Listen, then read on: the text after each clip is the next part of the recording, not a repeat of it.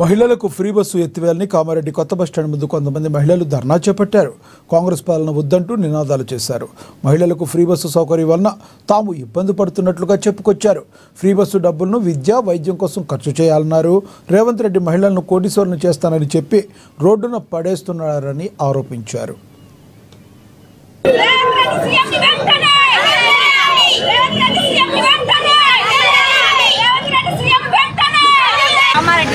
తెలంగాణలో మహిళలకు free bus పెట్టి రేవంత్ రెడ్డి మహిళలందరికీ చాలా ఇబ్బంది పెడుతుండు.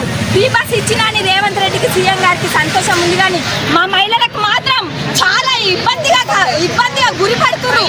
బస్సు ఎక్కడానికి కూడా చాలా ఇబ్బంది పడుతున్నారు. కాబట్టి దీని మీద వెంటనే రేవంత్ రెడ్డి నువ్వు చర్య తీసుకొని బస్సులు ఆఫ్ చేయ, ఫ్రీ బస్ వెంటనే ఆఫ్ చేసి దీనికి బదులు నువ్వు హాస్పిటల్ లేకపోతే కాలేజీ పిల్లలక నువ్వు వచ్చాయి, కానీ బస్సులు మాత్రం రద్దు చేయాలని కోరుకుంటున్నాం. మేము మహిళలం అందరం తెలంగాణ ప్రజలం కూడా ఇలా గురవుతున్నాం. మా మహిళల కంటే విలువ లేకుండా అయిపోయింది. మా మహిళలకు రక్షణ కలిగి నువ్వు 1,00,00,000 మందికి కోటీశ్వరులు చేస్తుంటున్నావు. రేవంత్ రెడ్డి నువ్వు కోటీశ్వరులు చేయవు. ఇవాళ మాకు రోడ్డు మీద తెచ్చే పరిస్థితి తెచ్చినావు. రేవంత్ రెడ్డి ఖబర్దార్, ఇది మాత్రం చెప్తున్నా. నువ్వు కోటీశ్వరులను చేయకుండా సరే ఫ్రీ బస్ రద్దు చేసి మా మహిళలకు రక్షణ కలిగిస్తేనే మంచిది రేవంత్ రెడ్డి.